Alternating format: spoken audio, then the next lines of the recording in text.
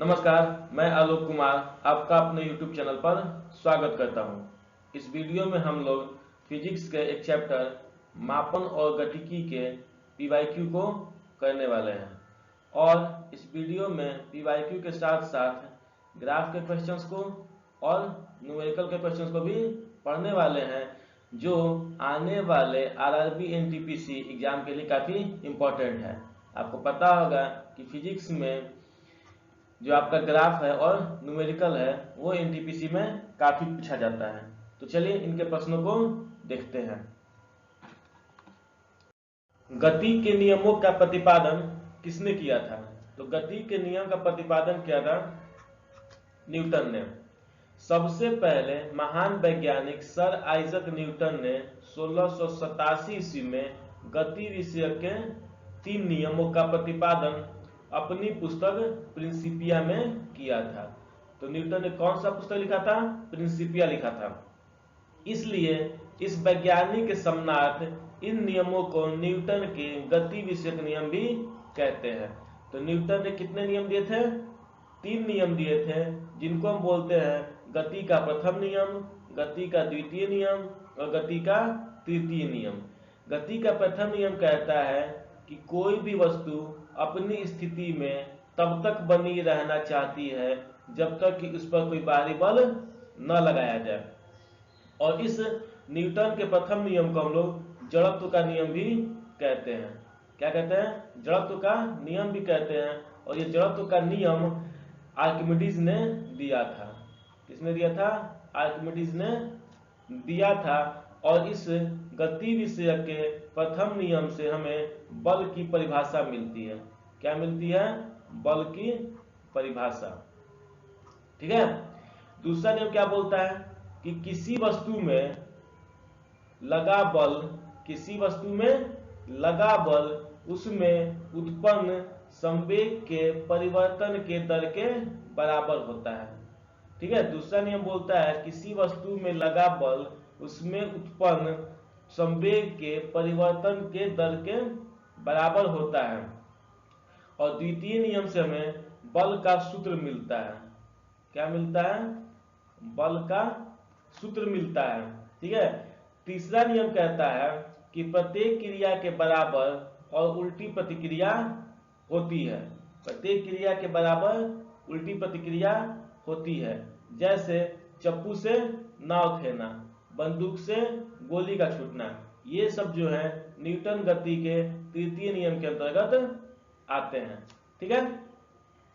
Next, किसी भी स्थिर या गतिशील वस्तु की स्थिति और दिशा में तब तक कोई परिवर्तन नहीं होता है जब तक इस पर कोई बाह्य बल सक्रिय न हो। तो ये बताया मैंने, कौन सा?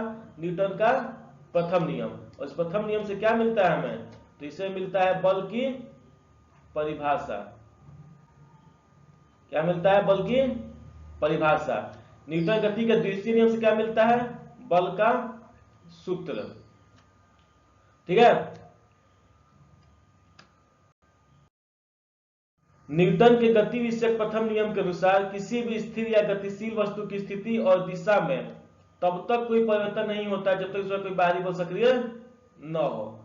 तीसरा नियम से क्या मिलता है? बल का सूत्र मिलता है। और वो कितना होता है? तो F बराबर ma।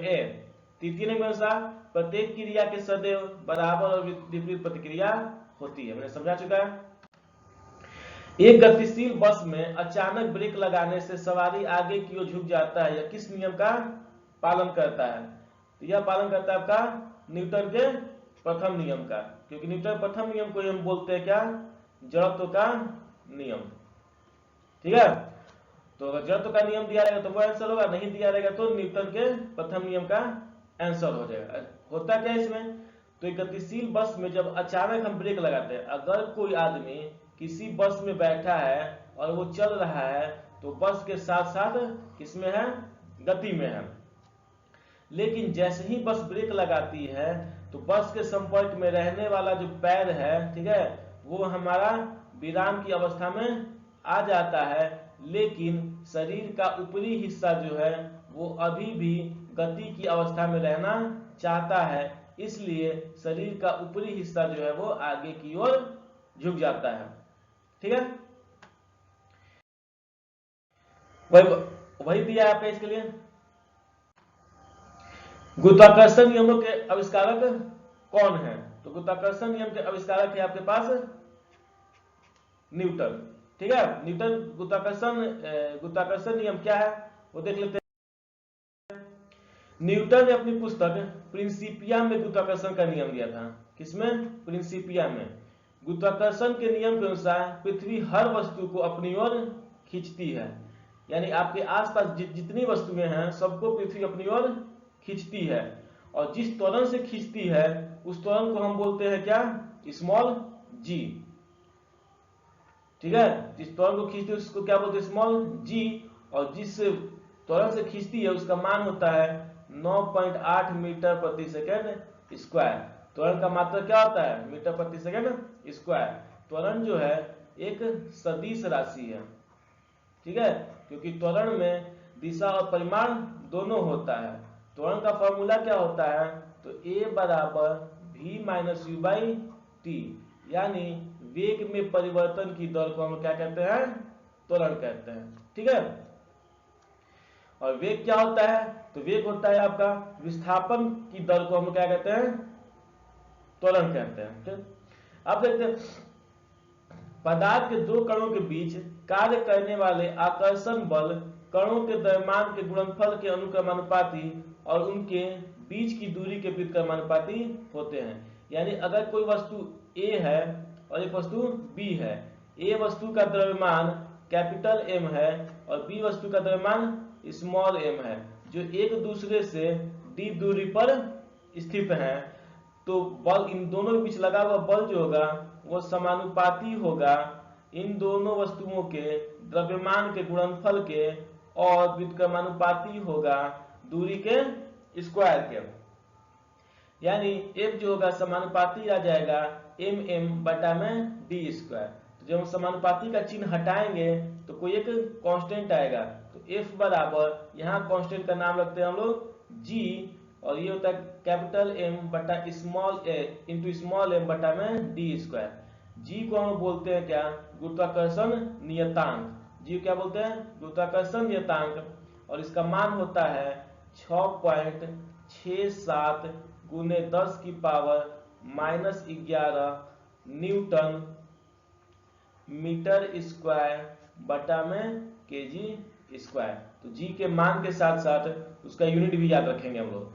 6.67 गुने 10 की पावर -11 न्यूटन मीटर स्क्वायर प्रति केजी स्क्वायर, ये जी का मान होता है। और जी है क्या? गुरुत्वाकर्षण एक नियतांक है। ठीक है, नेक्स्ट, रेखीय संवेग संरक्षण बराबर है किसके? तो इनमें से कोई नहीं। रेखीय संवेग संरक्षण जो होता है वो आपका न्यूटन के प्रथम नियम और न्यूटन के द्वितीय नियम दोनों को मिला करके रेखीय संवेग संरक्षण का सिद्धांत बनता है। रेखीय संवेग संरक्षण का नियम जो है भौतिकी का एक मूलभूत सिद्धांत है। मूलभूत मतलब बेसिक है। यह नियम बताता है कि अगर किसी बंद निकाय में कोई बाहरी बल न लगाया जाए तो उस निकाय का कुल संवेग स्थिर होगा। यानी अगर कोई निकाय है, कोई सिस्टम है, ठीक है, उस पर कोई बाहरी बल न लगाया जाए तो उसका कुल संवेग जो होगा वो स्थिर होगा। इसी से हम निकल के आता है टक्कर का संवेग। अगर आपको पता हो, पढ़े होते हम लोग पढ़ते हैं कि टक्कर के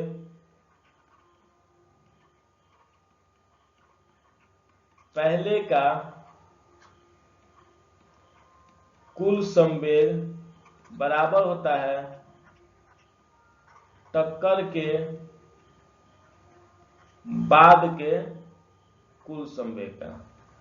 तो यही बोला जाएगा टक्कर के पहले का। अगर कोई वस्तु है A और B, ये u वेग से चल रही है, इसको मान लेते हैं हम क्या, इसका द्रव्यमान m1 है जो u1 वेग से चल रही है, इसका द्रव्यमान m2 है जो कि u2 वेग से चल रही है, और u1 जो है बड़ा होना चाहिए u2 से, तभी टक्कर खाएगा। और टक्कर खाने के बाद स्थिति ये हो जाती है कि ये A है और ये B है, द्रव्यमान तो कोई फर्क नहीं पड़ेगा, m1 हो जाएगा, m2 हो जाएगा, A का अंतिम वेग v1 और B का अंतिम वेग v2 हो जाएगा। ठीक है, तो ये आपका एक सिस्टम हुआ। टक्कर से पहले का जो मेरे पास द्रव्यमान था, टक्कर के बाद का द्रव्यमान था, टक्कर के पहले का वेग जो था, टक्कर के बाद का वेग जो था, ये सबको मिला करके हम क्या बोलेंगे, एक तरह का सिस्टम बोलेंगे। और इस सिस्टम पे अगर बाहरी बल कार्य नहीं कर रहा है तो टक्कर के पहले का कुल संवेग और टक्कर के बाद के कुल संवेग का बराबर होगा। तो क्या होगा इसमें वो देख लेते हैं। तो टक्कर के पहले का संवेग हो जाएगा आपके पास m1 u1 plus m2 u2 बराबर m1 v1 plus m2 v2, क्योंकि संवेग का फॉर्मूला होता है mv। संवेग जो होता है वो बराबर होता है द्रव्यमान गुने वेग के। ठीक है, संवेग क्या होता है, द्रव्यमान गुना में, संवेग क्या होता है, द्रव्यमान गुना में वेग, और इसे हम लोग सूचित करते हैं p से। इसका मात्रक जो होता है वो होता है किलोग्राम मीटर प्रति सेकेंड। तो ये होता है आपका टक्कर के पहले और टक्कर के बाद का कुल संवेग। तो इसको याद रखेंगे हम लोग, न्यूमेरिकल बनाने में काम आता है। ठीक है, तो ये आपका देखिए संवेग संरक्षण का सिद्धांत। व्यक्ति का भार उस लिफ्ट में अधिक होगा जब, तो इसमें होगा ऊपर की ओर त्वरित होने वाले। अगर कोई लिफ्ट ऊपर की ओर त्वरित हो रहा है, यानी उसमें ऊपर की ओर जाने में त्वरण है, तो उसमें भार अधिक होगा। कैसे वो देखते हैं। अगर कोई वस्तु ऊपर जाती है, अगर कोई लिफ्ट ऊपर जाती है या नीचे जाती है, तो उसमें एक आभासी भार उत्पन्न होता है जो मेरे वास्तविक भार से अलग होता है, और हम जो महसूस करते हैं वो क्या महसूस करते हैं, आभासी भार। तो अगर कोई लिफ्ट ऊपर की ओर जा रही है तो उसमें आभासी भार जो होता है वो होता है आपका वास्तविक भार प्लस ma। ठीक है, और कोई लिफ्ट अगर नीचे जा रही है तो इसका आभासी भार जो होता है वो होता है वास्तविक भार माइनस ma।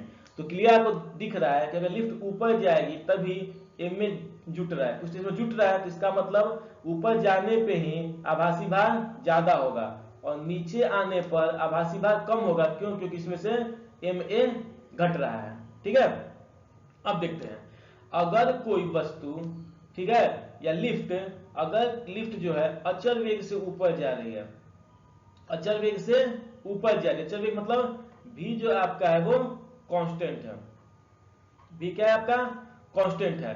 अगर वो अचल वेग से ऊपर जा रही है तो इसका मतलब a जो होगा वो कितना हो जाएगा, 0। अगर कांस्टेंट वेग से ऊपर जा रही है तो a का वैल्यू कितना हो जाएगा, 0, और a का वैल्यू इसे पुट करते हैं तो ये m और a जो है वो कितना हो जाएगा, 0, और मेरा आभासी भार जो है वो वास्तविक भार के बराबर आ जाएगा। ठीक है, लेकिन अगर ये त्वरित वेग से ऊपर जा रही है, जब त्वरित वेग से ऊपर जाएगी तो a का मान कुछ ना कुछ होगा, जैसे माध्यम 4 हो जाता है।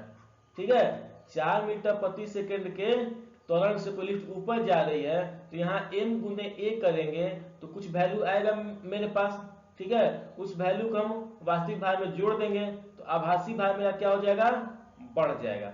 ठीक है, तो वही बोला जा रहा है कि अगर लिफ्ट में कोई भी वस्तु त्वरित वेग से ऊपर जा रही है तो उसका भार बढ़ जाएगा। अब देखिए नीचे वाले में वही है, अगर नीचे भी वो अचल वेग से जा रही है, ठीक है, v इसमें भी क्या है, कांस्टेंट है, तो a क्या हो जाएगा, 0, और इस केस में भी ma 0 हो जाएगा और वास्तविक भार आपका किसके बराबर हो जाएगा, आभासी भार के बराबर हो जाएगा।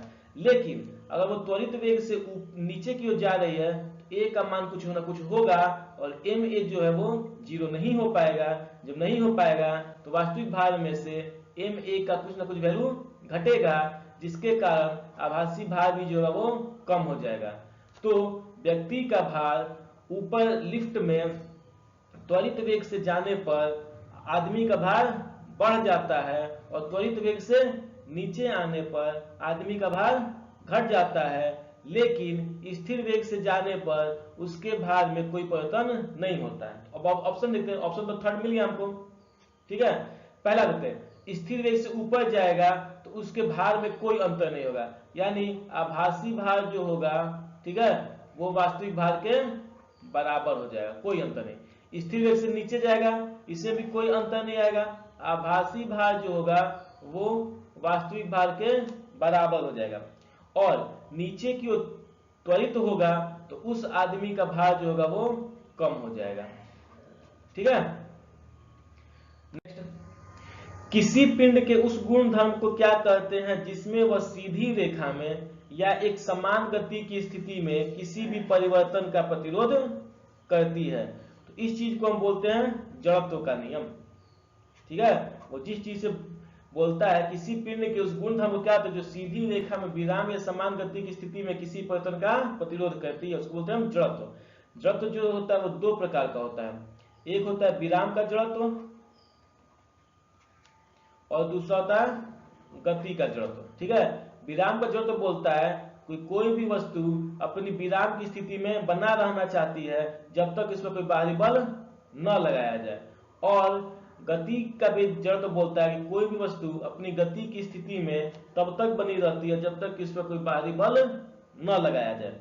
ठीक है, और इन्हीं दोनों को मिला करके हम बोलते हैं जड़त्व का नियम, और जड़त्व का नियम फाइनली बाद में क्या कहलाता है? न्यूटन के गति का प्रथम नियम। ठीक है,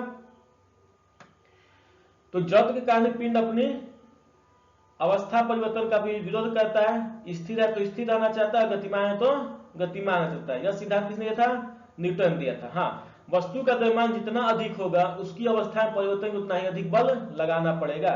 यानी हम एक चीज यहां से यह निकाल सकते हैं कि जिस वस्तु का भार जितना ज्यादा होगा उसमें जड़त्व भी उतना ही ज्यादा होगा। यानी कहने का मतलब है कि किसी वस्तु का भार जो होता है उसकी जड़त्व की माप होती है, किसी वस्तु का भार जो है उसके जड़त्व को बताता है। जैसे एक मान लेते हैं एक बाइक है जो है 100 केजी का, और एक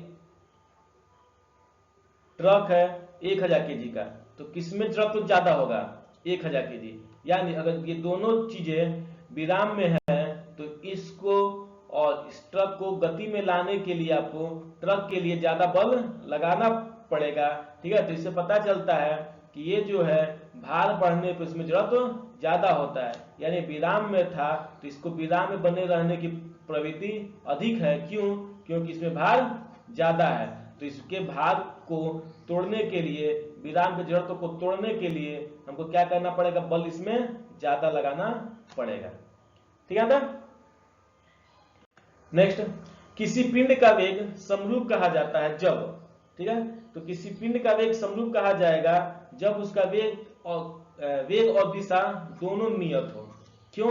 क्योंकि वेग जो होता है वो आपका एक सदिश राशि है। वेग कैसा राशि है? सदिश राशि है, और सदिश राशि में दिशा और परिमाण दोनों होता है। ठीक है, तो दिशा परिमाण दोनों होता है, तो किसी सदिश राशि को समरूप यानी बराबर कहने के लिए उसमें उसके दिशा और परिमाण दोनों को बराबर होना चाहिए। जैसे अगर हम बोले कि एक वेग है v1 जो है आपका 10 किलोमीटर प्रति घंटा उत्तर की ओर, क्या है? वेग है और ये सदिश है। क्यों? क्योंकि इसमें 10 किलोमीटर प्रति घंटा परिमाण है और उत्तर की ओर क्या है आपके पास? दिशा है। दूसरा एक वेग है जो है ये भी है 10 किलोमीटर प्रति घंटा दक्षिण की ओर। तो ये दोनों जो वेग हैं वो आपस में समरूप नहीं है, बराबर नहीं है। क्यों?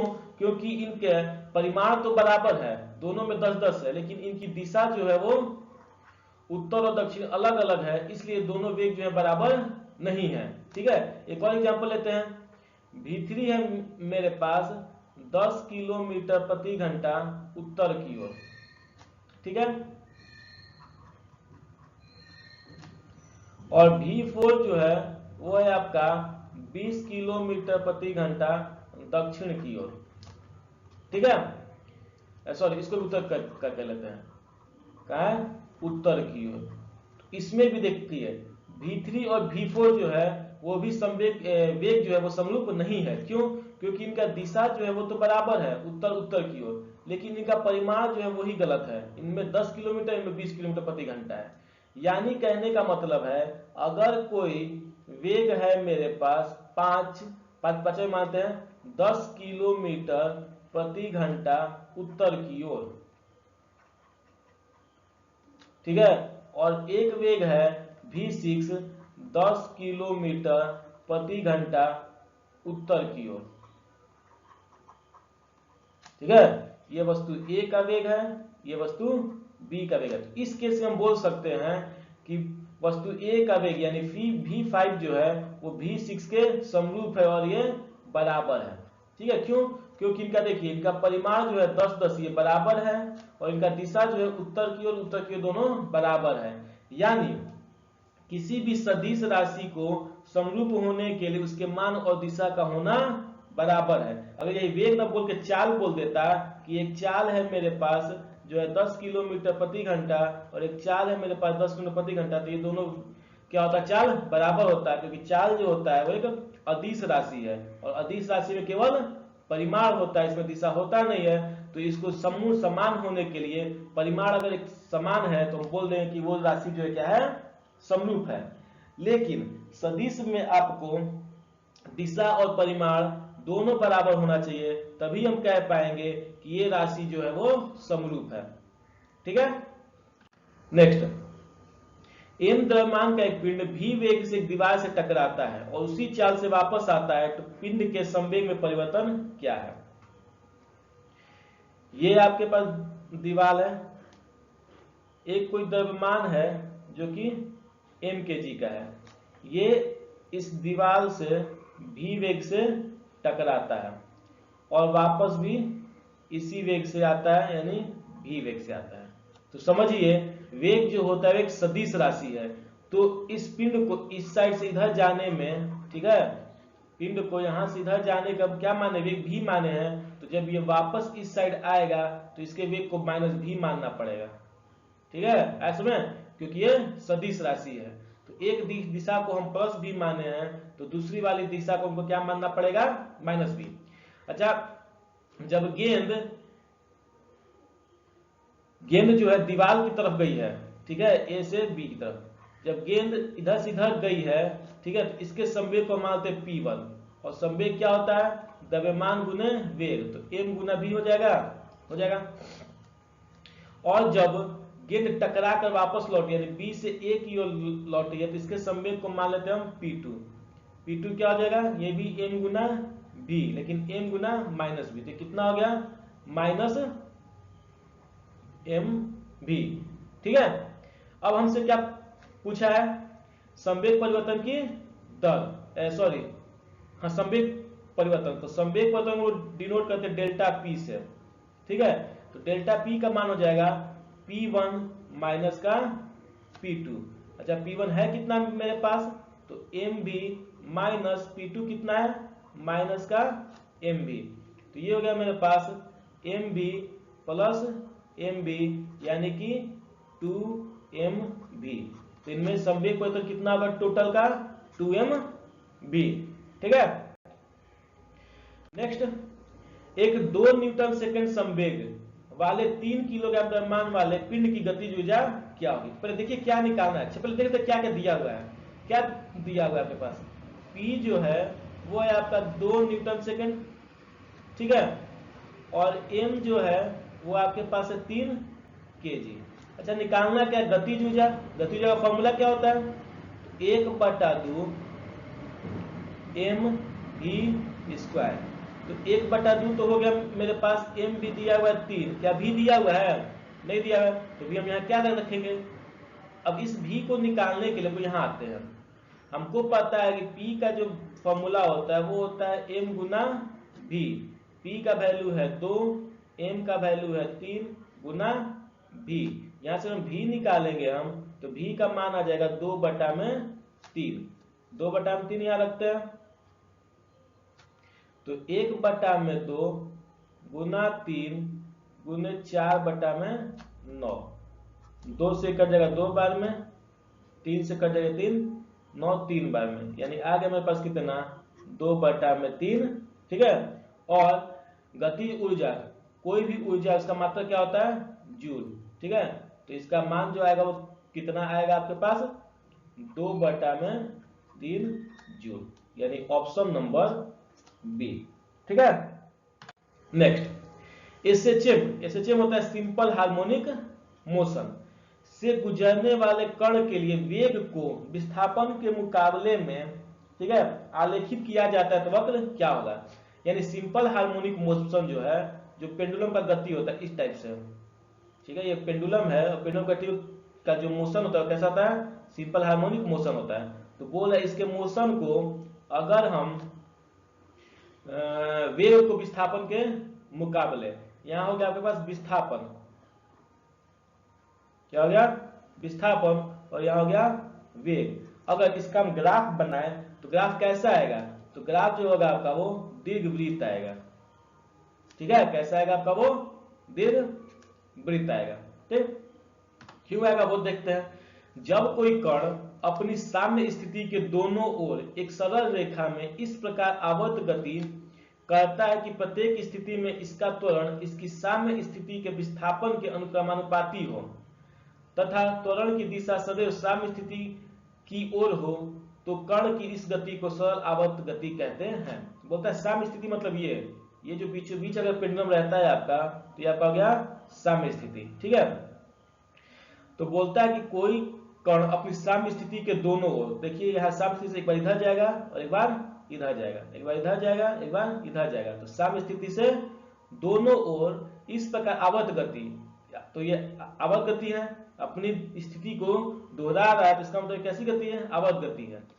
कहता है कि प्रत्येक स्थिति में इसका त्वरण इसकी साम्य स्थिति से विस्थापन के अनुक्रमानुपाती हो, ठीक है, विस्थापन से जितना दूरी होगा उसका त्वरण उतना ही अनुक्रमानुपाती होगा, यानी प्रोपोर्शनल होगा, ठीक है। तो इस प्रकार गति को हम क्या बोलते हैं, सरल आवर्त गति बोलते हैं। एसएचएम में कण के लिए वेग का विस्थापन के साथ खींचा गया वक्र, ठीक है, खींचा गया ग्राफ एक दीर्घवृत्त होता है। नेक्स्ट, शून्य में स्वतंत्र रूप से गिरने वाली वस्तु का, अगर शून्य में, ठीक है, शून्य मतलब निर्वात में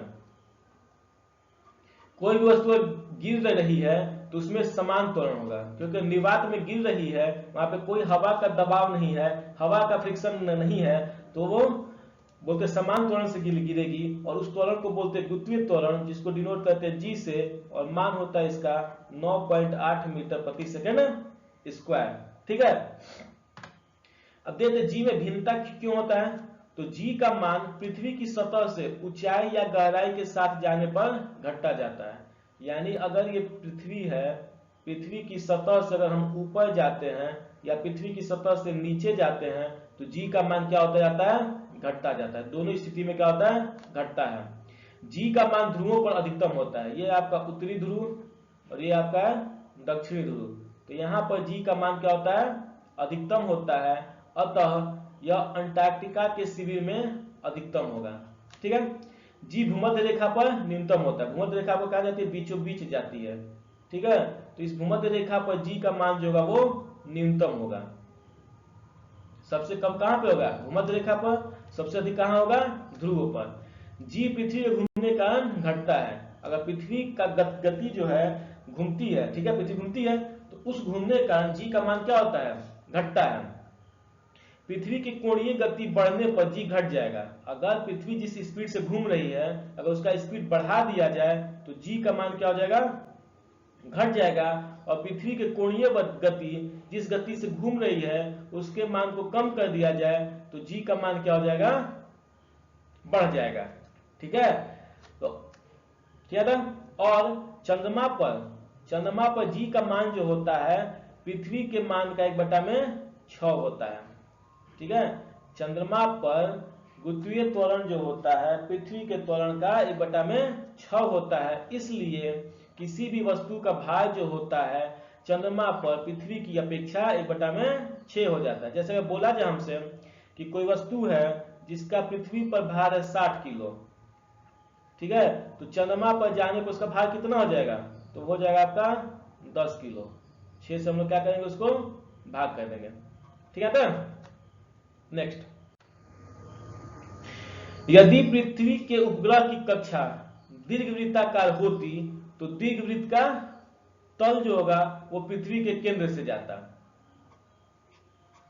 ठीक है। यदि पृथ्वी के उपग्रह की कक्षा दीर्घवृत्ताकार होती तो दीर्घवृत्त का तल जो होगा पृथ्वी के केंद्र से जाता।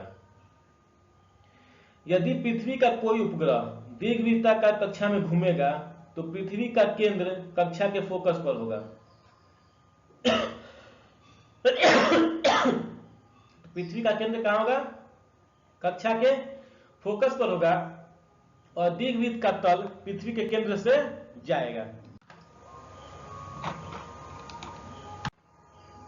स्प्रिंग का काठिन्य है, अच्छा काठिन्य मतलब क्या होता है? काठिन्य होता है कठोरता का, काठिन्य बोलते हैं कठोरता का। यानी स्प्रिंग का कठोरता क्या है? स्प्रिंग की भारवाहिता धारिता, ठीक है।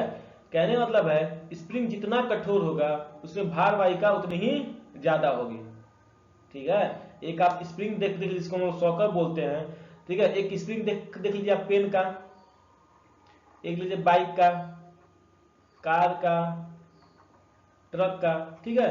तो जिसका स्प्रिंग जितना कठोर होगा वो उतनी ही ज्यादा भार को धारण कर सकती है, यानी भार को बर्दाश्त कर सकती है, ठीक है। अगर तो काठिन्यता मतलब कठोरता है। स्प्रिंग का काठिन्य, स्प्रिंग की भारवाहिता धारिता है। स्प्रिंग का काठिन्य जितना अधिक होगा उसकी भारवाहिता क्षमता उतनी ही अधिक होगी। इसलिए देखिएगा आपका कि ट्रक का जो स्प्रिंग होता है जो सॉकर बोलते हैं वो ज्यादा ही कठोर होता है क्योंकि उसको ज्यादा भार का सहन करना पड़ता है। बाइक का स्प्रिंग जो है वो कम होता है क्योंकि उसको कम भार का वहन करना होता है, ठीक है ना। नेक्स्ट, जी की इकाई क्या है, ठीक है। तो अभी पीछे पढ़े थे कि कोई अगर वस्तु है, ठीक है, दो वस्तु है तो हर एक वस्तु एक दूसरे को अपनी तरफ आकर्षित करती है। अगर एक वस्तु का द्रव्यमान m है, दूसरी वस्तु का द्रव्यमान स्मॉल m है, अगर d दूरी पर वो स्थापित है तो उनमें जो बल लगेगा वो लगेगा F बराबर Gmm बटा में d स्क्वायर, ठीक है। पीछे हमको जी का यूनिट बताया भी थे, यहाँ निकाल के दिखा देते हैं। अगर यहां से अगर हम d को उधर भेजें तो लिख सकते हैं एफ डी स्क्वायर बराबर Gmm। अगर आपको फॉर्मूला याद है तो यूनिट निकालने में सोचना नहीं पड़ेगा। यहाँ से हम g निकाल ले तो ये मेरे पास हो जाएगा एफ डी स्क्वायर बटा में mm, ठीक है। F क्या है? बल है, बल का मात्रक होता है न्यूटन। d क्या है? दूरी है, दूरी का मात्रक होता है मीटर स्क्वायर। सब ऐसा यूनिट लिखेंगे, ठीक है। एक m है, दोनों m है तो दोनों का यूनिट क्या हो जाएगा? kg, ठीक है। तो ये हो गया मेरे पास न्यूटन मीटर स्क्वायर बटा केजी स्क्वायर, या इसको ऐसे भी लिख सकते हैं newton meter square into kg minus 2। तो देख लीजिए कौन सा ऑप्शन है आपका? ऑप्शन हो जाएगा न्यूटन मीटर स्क्वायर प्रति केजी स्क्वायर, यानी ऑप्शन नंबर सी, ठीक है ना। नेक्स्ट, आवेग माप है। आवेग किसका माप है? आवेग जो होता है वो भार का माप है। अब आवेग होता क्या है? तो किसी वस्तु में लगा बल और वो बल कितनी देर तक लगा है यानी समय, इनके गुणनफल को हम क्या बोलते हैं? आवेग बोलते हैं, ठीक है।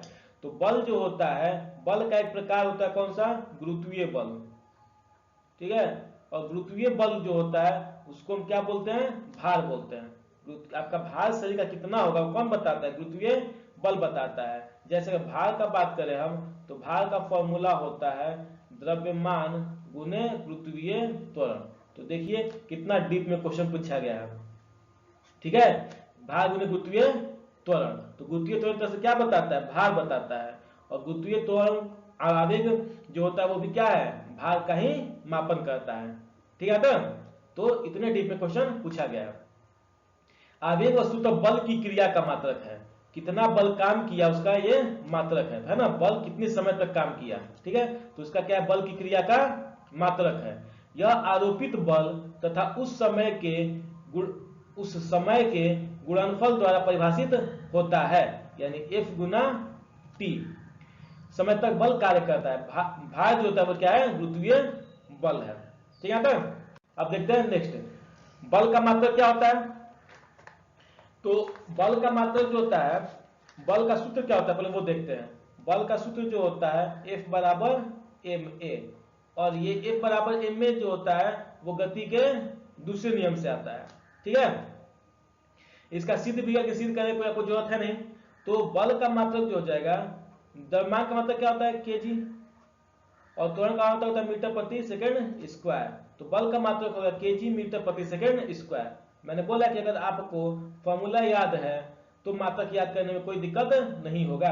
तो कौन सा हो जाएगा इसमें, केजी मीटर प्रति सेकंड स्क्वायर, ये वाला मैथ में यहाँ पे गुना हो जाएगा।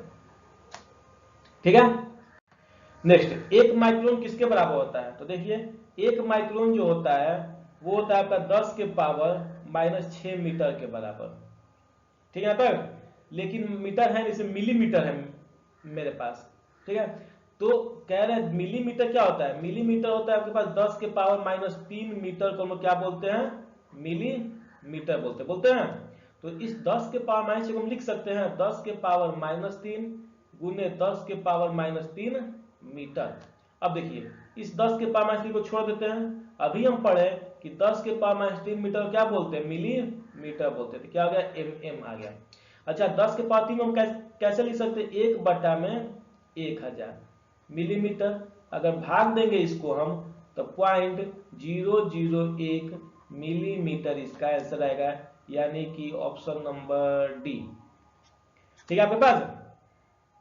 नेक्स्ट, तापमान का SI मात्रक क्या है? तो तापमान का SI मात्रक है केल्विन।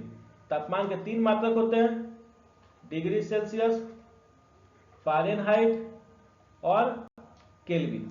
तो इसका SI मात्रक कौन सा है? केल्विन। अगर इन तीनों में संबंध का बात किया जाए तो होता है C/5 बराबर F-32/9 और दूसरा होता है K बराबर C+273।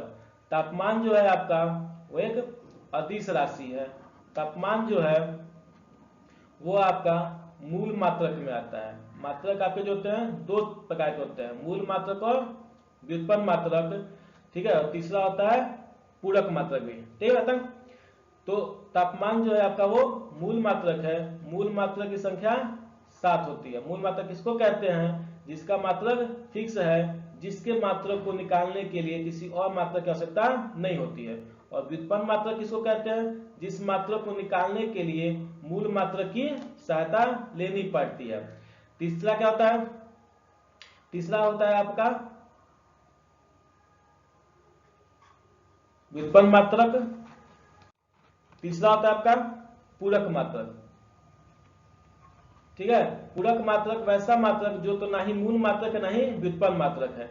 इसमें पूरक मात्रक आपके पास 2 आते हैं। एक आता है आपके पास समतल कोण और दूसरा आता है घन कोण। समतल कोण का यूनिट जो होता है मात्रक वो रेडियन होता है और घन कोण का मात्रक होता है स्टेज रेडियन। रेडियन को सूचित करते हैं RAD से, स्टेज रेडियन सूचित करते हैं SR से। ठीक है, तो मूल मात्रक टोटल कितने होते हैं? 7 होते हैं। जूल किसका मात्रक है? जूल जो है ऊर्जा का मात्रक है। वाट शक्ति का मात्रक है। कैलोरी भी ऊर्जा का मात्रक है। ठीक है, तो जो 7 मूल मात्रक है उनको देखते हैं कौन कौन से? लंबाई, द्रव्यमान, समय, ताप, विद्युत धारा, ज्योति तीव्रता और पदार्थ का परिमाण। लंबाई का मात्रक मीटर, द्रव्यमान का मात्रक किलोग्राम, समय का सेकेंड, ताप का केल्विन, विद्युत धारा का एम्पियर, ज्योति तीव्रता कैंडेला, पदार्थ की मात्रा मोल। मीटर को सूचित करते हैं M से, किलोग्राम को kg से, सेकेंड को S से, केल्विन को K से, एम्पियर को A से, कैंडेला को CD से और मोल को MOL से। ठीक है, तो ये आपके पास 7 मूल मात्रक हैं। एक पानी से भरी गिलास के नीचे से कागज को खींचते हैं तो पानी में गति उत्पन्न नहीं होती है। ये किसके कारण है? तो ये आपका है जड़त्व के कारण। ठीक है, जब कोई गिलास है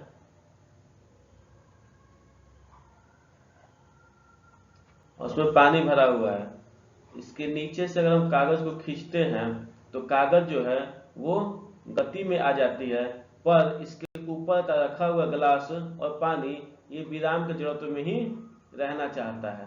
इस कारण कागज को खींचने पर पानी में कोई गति उत्पन्न नहीं होती है। स्प्रिंग को अपनी सामान्य लंबाई पर वापस लौटने के लिए लगने वाले बल को क्या कहते हैं? तो इस बल को कहते हैं प्रत्यानयन बल। कोई स्प्रिंग है, स्प्रिंग को हम खींचेंगे तो स्प्रिंग लंबा हो जाएगा और वापस इसको छोड़ेंगे तो ये अपने पोजीशन पर आ जाएगा। तो इस छोड़ने पर जो इस पे बल कार्य करता है, इस बल को हम बोलते हैं प्रत्यानयन बल। दिए हुए काल वेग समय ग्राफ में मंदन का मान क्या होगा? तो हमको इस ग्राफ में मंदन निकालना है। मंदन क्या है? तो मंदन एक तरह का त्वरण होता है जो कि निगेटिव होता है। वो जो अगर त्वरण हमारा पॉजिटिव है तो उसको मंदन त्वरण बोलते हैं, और त्वरण अगर निगेटिव है तो उसको हम मंदन बोलते हैं। यानी वो क्या निकालना है? त्वरण निकालना है ए, और ए का फॉर्मूला होता है v minus you by T. ठीक है, v मतलब अंतिम वेग, u प्रारंभिक वेग और t समय। तो ये हमारा वाई एक्सिस पे वेग है और एक्स एक्सिस पे समय है। तो स्टार्ट तो आपका हुआ है वो यहाँ से हुआ है, और ये ग्राफ नीचे चलता गया है, चलते चलते कहाँ पहुंचा है? यहाँ पहुंचा है। तो इस ये जो पोजीशन है हमारा क्या हो गया? प्रारंभिक वेग का। ये पोजीशन क्या हो गया? हमारा अंतिम वेग का। लेकिन हमको भी निकालना, तो भी कहाँ देखेंगे? इस वाले ग्राफ में वाई एक्सिस पे। तो इस यहाँ भी टच कर रहा है अंतिम, तो इधर आते हैं हम, तो इधर आने पे हमारा वेग कितना हो जाएगा? 0। वेग कितना हो जाएगा? 0। और u जो है, u हमारा यहाँ से स्टार्टिंग से कितना हो रहा है? 50।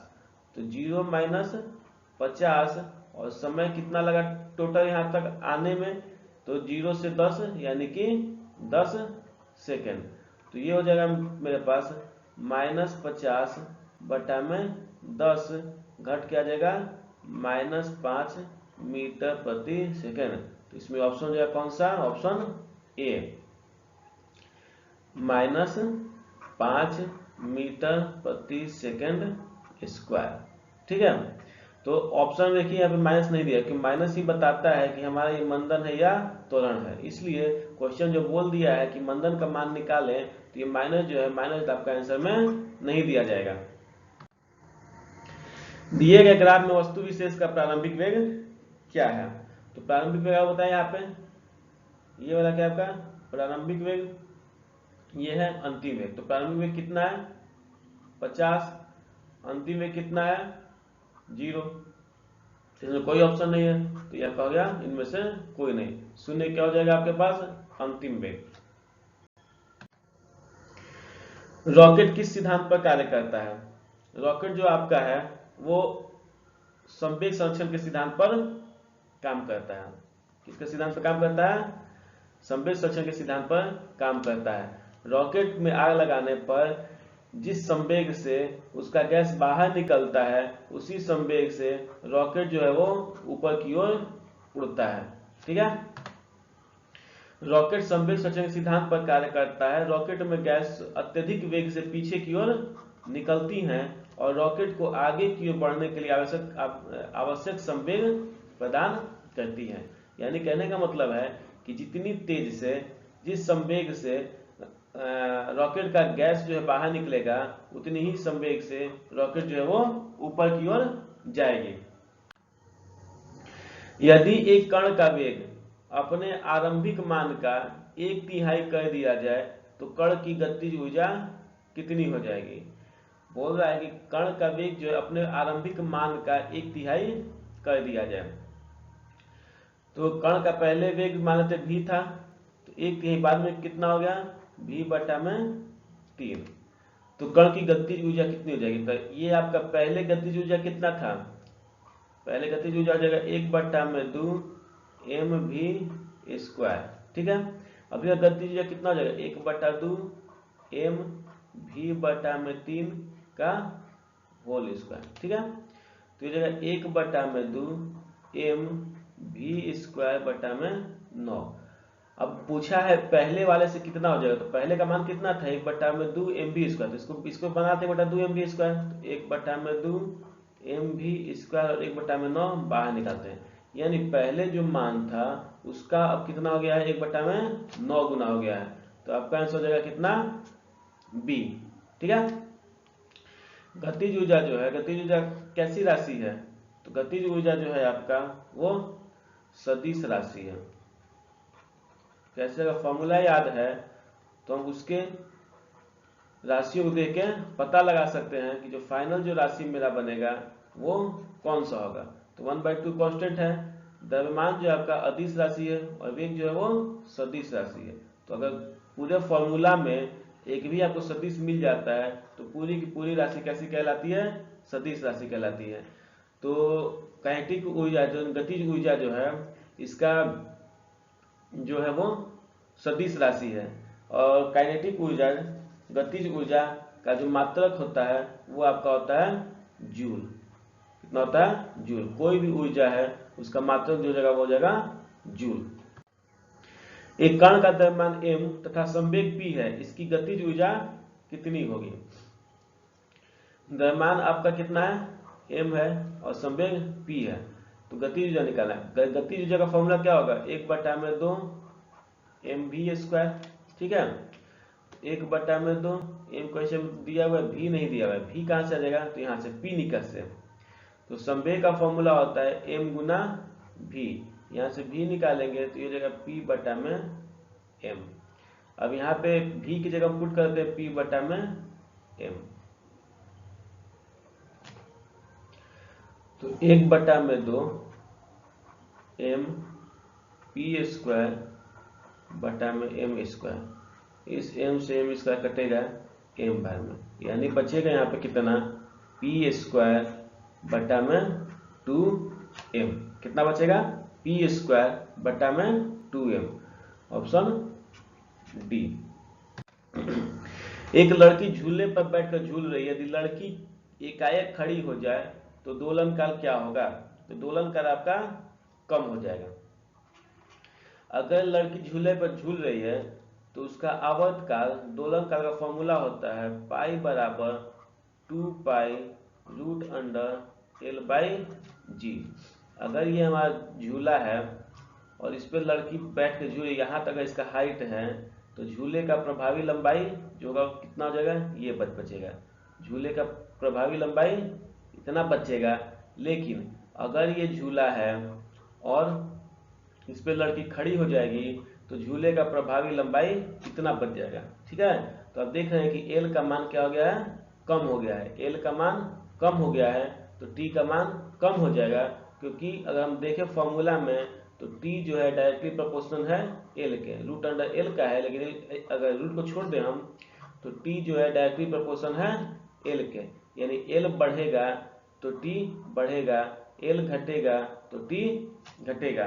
ठीक है, तो कहने का मतलब है अगर लड़की झूले पर खड़ी हो जाती है तो झूले का प्रभावी लंबाई जो है वो कम हो जाता है, इस कारण उसका आवर्त काल जो है या दोलन काल जो है वो कम हो जाएगा।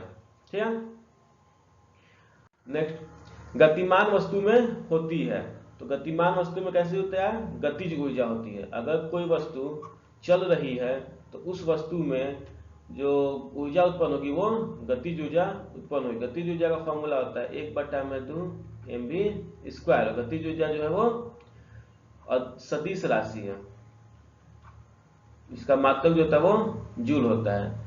स्थितिज ऊर्जा, रुकी हुई वस्तु जो होती है उसमें स्थितिज ऊर्जा होती है, लेकिन किसी ऊंचाई पर। ठीक है, जैसे छत पर खड़ा हुआ लड़का, इसमें जो होगी वो कौन सी ऊर्जा होगी, स्थितिज ऊर्जा होगी। ठीक, इसका फॉर्मूला होता है mgh।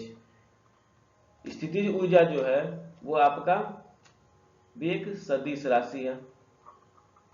क्यों, क्योंकि g जो है गुरुत्वीय त्वरण कैसा होता है, सदिश होता है, इसलिए स्थितिज ऊर्जा कैसी राशि होगी, सदिश राशि होगी, और इसका ही मात्रक जो होता है वो जूल होता है। ठीक है, गतिमान वस्तु में गतिज ऊर्जा होती है। किसी वस्तु या पिंड में उसकी गति या वेग के कारण कार्य करने की क्षमता को गतिज ऊर्जा कहते हैं। ठीक है, कोई वस्तु या पिंड है उसमें गति के कारण या वेग के कारण कुछ कार्य करने का क्षमता उत्पन्न हो जाता है, तो उस क्षमता को क्या कहते हैं, गतिज ऊर्जा कहते हैं। जैसे बंदूक से दागी गई गोली में, तोप से छोड़े गए गोले में, चलते हुए वाहन में तथा घूमते हुए लट्टू में, इन सब में क्या होती है, गतिज ऊर्जा होती है।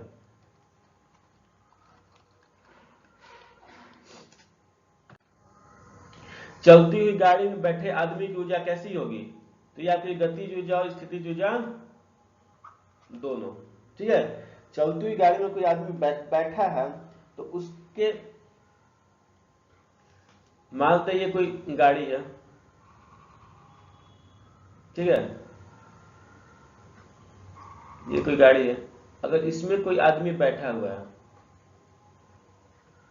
है तो गाड़ी के संपर्क, गाड़ी के बॉडी के साथ इसका पैर जो होगा वो संपर्क में रहेगा। ठीक है, तो जब गाड़ी चल रही है तो गाड़ी का बॉडी भी चल रहा है, नीचे वाला पार्ट, तो उस पार्ट के संपर्क में रहने वाला पैर भी चल रहा है, इसलिए पैर किस में है?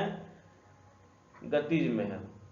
ठीक है, और उसके ऊपर का धड़ जो है, ऊपरी भाग जो है वो स्थितिज में, यानी रुका हुआ है तो वो स्थितिज में है।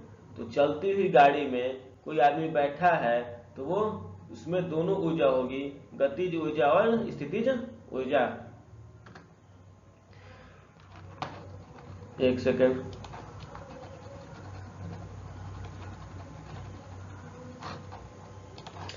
चलती हुई गाड़ी में बैठे आदमी में गतिज ऊर्जा और स्थितिज ऊर्जा दोनों ही होती है। बैठा हुआ व्यक्ति सीट के सापेक्ष विरामावस्था में रहता है, इसलिए स्थितिज ऊर्जा का, तथा उस व्यक्ति के शरीर का ऊपरी हिस्सा सीट के सापेक्ष गति में रहने से गतिज ऊर्जा का अनुभव करता है। तो बता ही चुके हैं। नेक्स्ट आते हैं क्रिया और प्रतिक्रिया।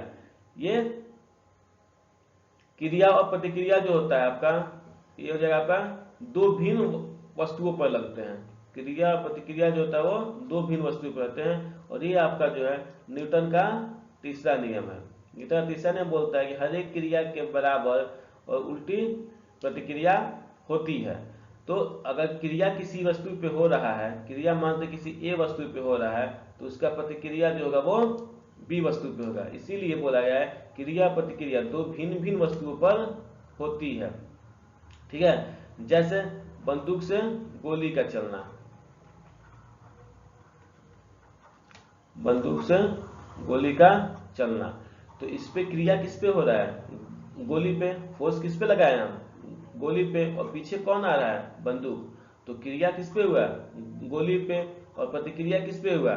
बंदूक पे। ठीक है, जैसे स्केटर पर खड़े होकर दीवार को धक्का देना। अगर दीवार को धक्का दे रहे हैं हम, कोई आदमी जो है वो स्केटर पे खड़ा होकर के इस दीवार को धक्का दे रहा है, तो हम बल किस पे लगा रहे हैं? दीवार पे। और दीवार बल फिर वापस बल किस पे लगा रहा है? हम पे। और स्केटर क्या होगा? पीछे की ओर चल देगा। तो इसका मतलब क्रिया जो हो रहा है वो किस पे हो रहा है? दीवार पे। और प्रतिक्रिया किस पे हो रहा है? स्केटर पे, स्केलेटर पे। ठीक है, नेक्स्ट, जब किसी गतिमान पिंड की गति दुगनी हो तब लगने वाला समय होगा यदि दूरी अपरिवर्तित रहे तो। बोल रहा है किसी गतिमान पिंड की गति को दुगना कर दिया जाए। अगर पहले का गति जो था चाल s था, तो अब 2s हो गया है, तो लगने वाला समय होगा यदि दूरी अपरिवर्तित रहे, तो लगने वाला समय जो हो जाएगा वो आधा हो जाएगा। कैसे? कि समय बराबर जो होता है वो होता है आपका दूरी बटा में चाल। तो दूरी तो बराबर है, ठीक है, तो दूरी पहले मानते d था और चाल कितना था? s था। तो अभी समय कितना लग रहा है? d बटा में s।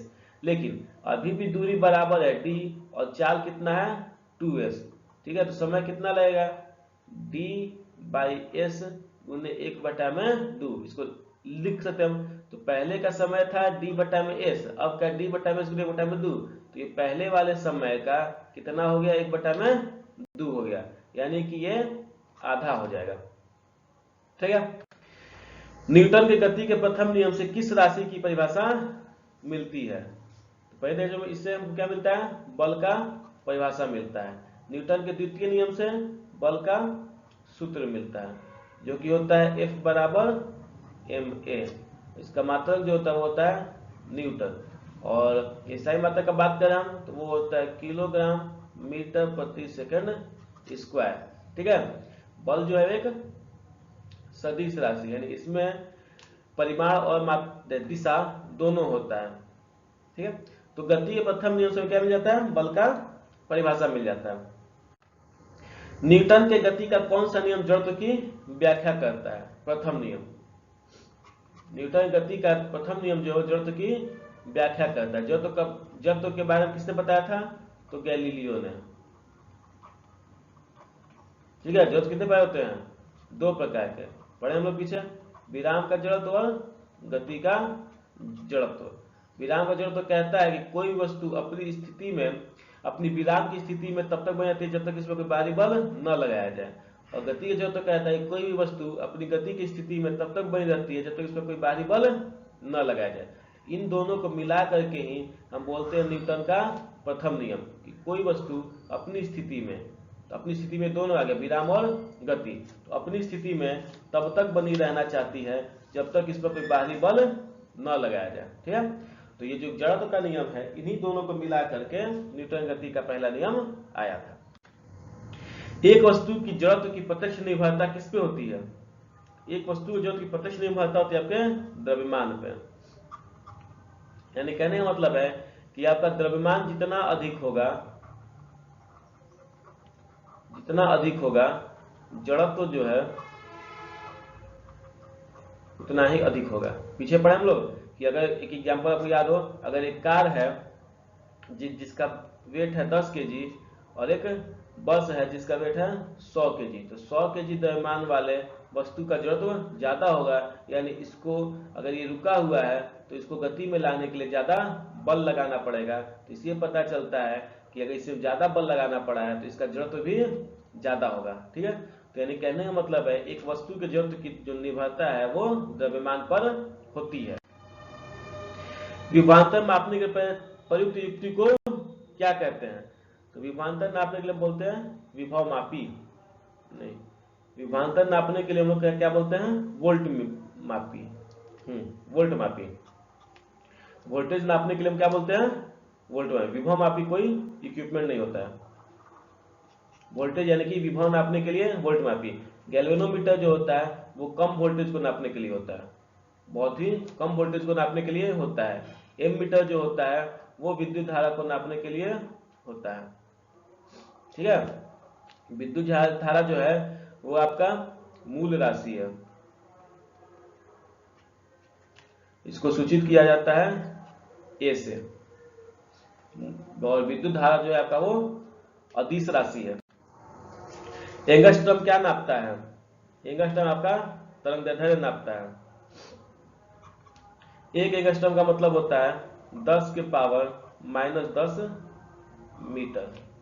ठीक है, आवर्तकाल का हर्ट्ज, आवर्तकाल का फॉर्मूला होता है 1/n, 1/में आवृत्ति।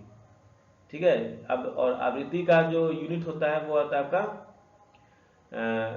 ठीक है, आवृत्ति तो नंबर सब यूनिट होता है, इसको हम इंग्लिश में बोलते हैं फ्रीक्वेंसी। समय जो है, समय का मात्रक होता है s, और समय जो है आपका एक मूल मात्रक है, आवृत्ति एक नंबर है। टैकोमीटर वो उपकरण है जिससे मापा जाता है। तो टैकोमीटर से हम लोग क्या मापते हैं? चाल मापते हैं। ठीक है, जो देखेंगे आप लोग की गाड़ी में जो मीटर लगा हुआ होता है, ठीक है, जिसमें चाल बताता है 0 किलोमीटर, 10 किलोमीटर, 20 किलोमीटर। ठीक है, इसको बोलते हैं क्या? टैकोमीटर। और टैकोमीटर से क्या नापते हैं हम लोग? चाल नापते हैं। टैकोमीटर एक उपकरण है जिससे हम किसी वाहन की चाल अथवा रेट ऑफ शाफ्ट रोटेशन नापते हैं, कि कितनी तेजी से वो कोई शाफ्ट घूम रहा है। इसको मापने का काम कौन करता है? ये भी टैकोमीटर ही करता है। इसे आरपीएम हॉज भी कहा जाता है। टैकोमीटर को आरपीएम हॉज भी कहा जाता है। ऑटोमोबाइल यानी गाड़ी के डैशबोर्ड में, ठीक है, जो बताया हम, डैशबोर्ड में ये वाला में टैकोमीटर का बहुत प्रयोग होता है। ठीक है, टैकोमीटर यंत्र में वायुयानों या मोटरों बोटों की गति मापी जाती है। तो टैकोमीटर से वायुयान या मोटर बोट यानी कि नाव, जहाज, इस सब का भी गति मापा जाता है। एनीमोमीटर का उपयोग किस माप के लिए किया जाता है? तो एनीमोमीटर का उपयोग जो होता है हम पवन का वेग नापने के लिए करते हैं। वायु का वेग नापने के लिए हम क्या बोलते हैं? एनीमोमीटर का उपयोग करते हैं। तो ये आपका आज का जो वीडियो था वो समाप्त हुआ। ये वीडियो कैसा लगा कमेंट जरूर बताइएगा, और लाइक और सब्सक्राइब कर लीजिएगा। तो मिलते हैं आपसे अगले वीडियो में, तब तक के लिए धन्यवाद।